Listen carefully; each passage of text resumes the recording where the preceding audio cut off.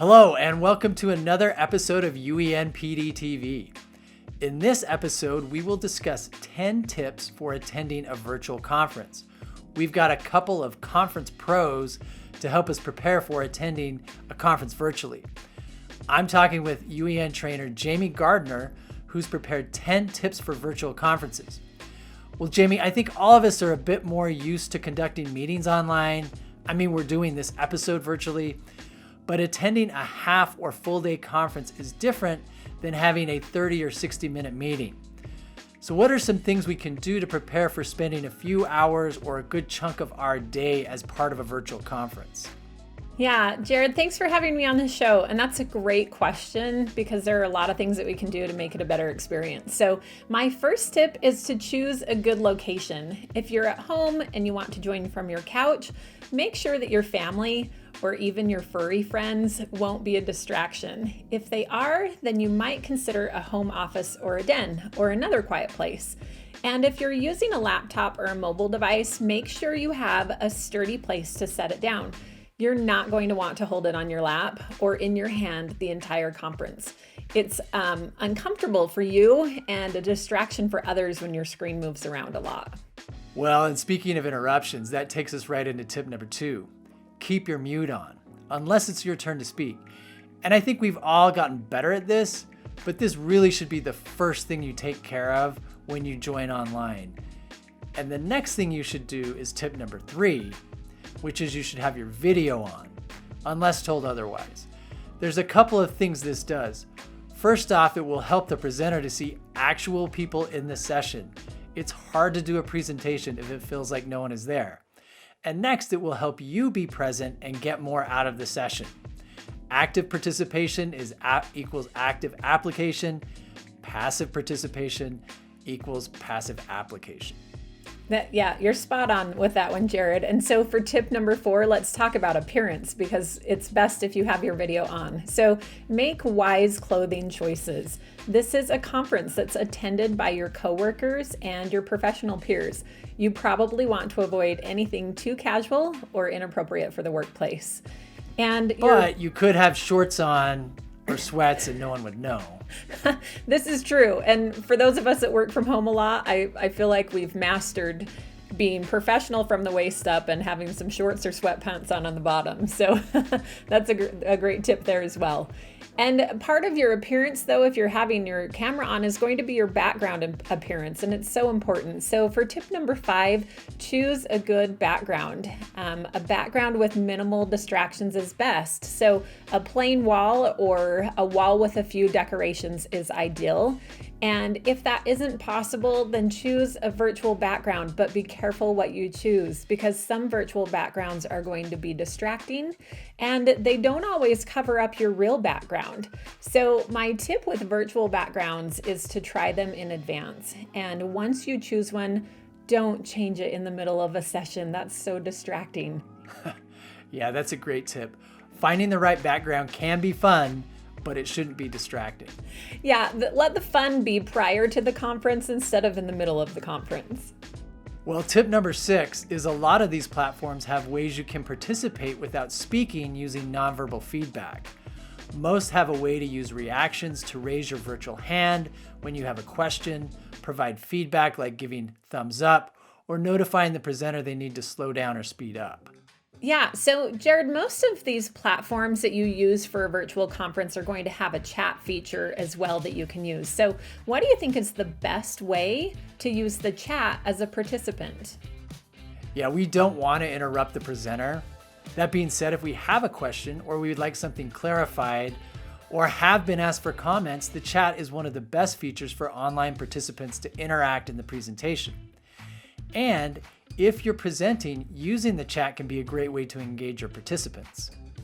Great tip. And I love using the chat feature. And that leads me into tip number 8, which is be positive. Your interaction should improve the experience for everyone. So try and make positive contributions when you're asked and save the problems for maybe an email to the presenter after the session. Yeah. Tip number 9 is to listen. It's important to remember why we wanted to be part of the conference in the first place. We're hoping to learn, and we can't do that by being off task and distracted. Being online presents its own set of potential distractions. Active listening means being attentive, on task with video on. So most of our tips have been for consideration during a session. Jamie, what are some tips you have to get through the day, especially during the breaks? Yeah, that's a really great question. It can be a long day, but my overall tip is come ready to learn. Be the student in the front row. Sit up straight, have a way to take notes, and pay attention. This will make your experience so much better. And then during the breaks, make sure you walk away from your computer. You stand up, you walk around, you stretch, you grab a drink, you maybe grab some snacks. And that's also the perfect time to make any adjustments to your setup that's not working.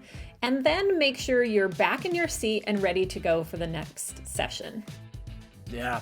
This is one of the only times that every participant can actually be in the front row. Yeah, that's so true, right? We're not stuck in the back, so we can have our full attention to the presenter and really pay attention to the session. And most of these conferences have worked really hard to put together a great conference. So hopefully these tips will help you have a great virtual conference experience as a learner. Well, thanks for those tips. It's a great list for everyone. Next, we're going to our other virtual conference pro, Clint Stevens, to tell us more about the platform we're using at USET. Hey everybody, Jared asked me to do a quick overview of how to best plan your USET conference experience. So the best place to start is at our website, uset.org. And once you're there, there's this big red button for full conference information, or you can always click on the conference menu there to get to the page. And I'll minimize my camera here. So we have the schedule is now live. We're using Sketch for that. So this should look familiar to you. If you've been to one of our conferences in the past, this Sketch should look familiar to you. And so what's going to happen is that, and we've got some great keynote speakers. First one, they're both student keynotes this year. We've got an opening keynote and a closing keynote. This should be fantastic. We also, if you want to get in and kind of get a feel for Hopin, 7 to 9 p.m.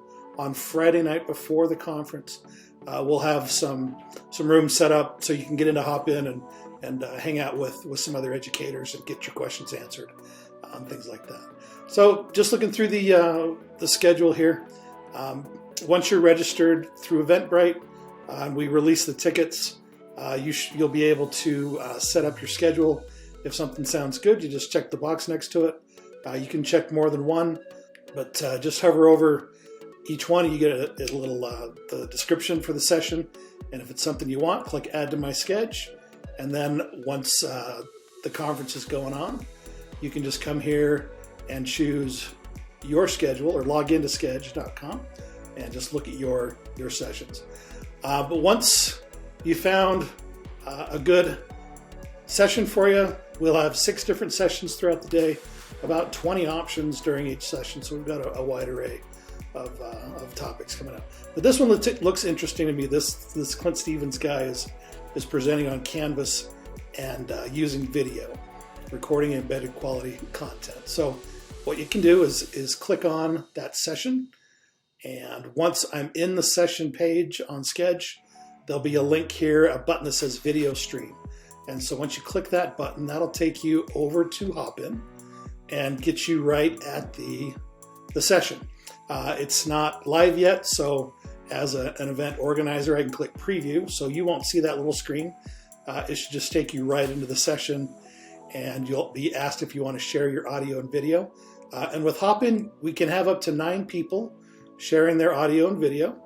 First time in, you've got to select, your microphone and your camera, and I won't remember that, so I can show that again, but click Apply. And now my video is on there. It says it's recording this session. And then we can have up to 9 people sharing their audio and video live. So if you have multiple people who are presenting, they can share, they can all be on camera.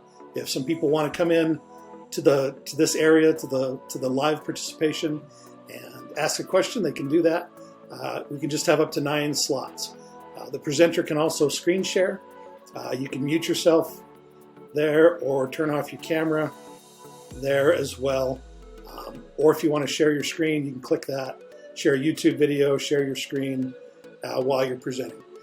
If you don't want to be in the live part with your camera on, you're welcome to be a passive participant, and you'll show up over here on the right under people who are in this meeting room. Okay, there's also polls that can happen within the whole entire event or within that just one session. And there's also a chat, so I can say, hey everybody, and I can't type while I'm recording, so I don't want to look it up. I won't put that in there. Anyway, or I can switch to the event. So there's an event chat that's going on at the same time. So you can kind of keep tabs on what's going on throughout the whole event, or just kind of chat and participate with those others in your session. Once the session's over, or if you want to try to find something else, you've got a couple ways you can do that. You can always go back to Sketch and go back and find another session that way. That looks good to you. Or during the sessions in Hopin, you can click over here on Sessions to leave that room, and it says, "Yep, I know I'm leaving." We've got some tags set up, so if you're really interested in science or coding or Adobe tools or things like that, these will filter out all of our sessions for you. The over-the-shoulder, those are shorter little 20-minute presentations that are going on. We've got 3 whole rooms of over-the-shoulder throughout the whole conference, so those are great ones to look at. But if I wanted to jump into another one of these sessions, I can click on, these are the mixers that we're going to have for the night before. Same thing, I just come in, I click on share my audio and video, and apply that. And now I'm in that room, or I can see who else is here by clicking on the people, and so on. So pretty easy to get in and out and navigate around. I do want to leave. The reception area is where you'll come in to kind of get your the first room that you'll see in Hopin. Once you come in there, make sure you check out our sponsors. They all have booths in the expo hall. MathSpace, Skillstruck, these are our platinum sponsors. So make sure you come into their booths, and they'll either have a video there, or they'll have some of their folks that are in there live during the event, so you can get your questions answered or ask about new upcoming features or things like that. During where the keynotes will be, that'll be in the stage area. So we'll send you notes throughout the event in the event chat to let you know, hey, keynotes are coming up. But those will be, so we'll start the conference and end the conference in the stage, and then the sessions again. These will update, and we'll show the current sessions going on at that time, where you can jump in and out and go between the ones you want. So hopefully that helps. We're so glad you're thinking about coming to USET. Please let us know if you have any questions. info@uset.org. Have a good day. Well, we really like to thank Clint Stevens for giving us a preview of USET, as well as the Hopin platform that USET is going to be run on. We also appreciate Jamie Gardner from UEN for being here and giving us the 10 tips to having a successful virtual conference. And now, as you prepare for USET, we encourage you to hop into uset.org and check out your options there. Anyhow, take care, and we'll see you again.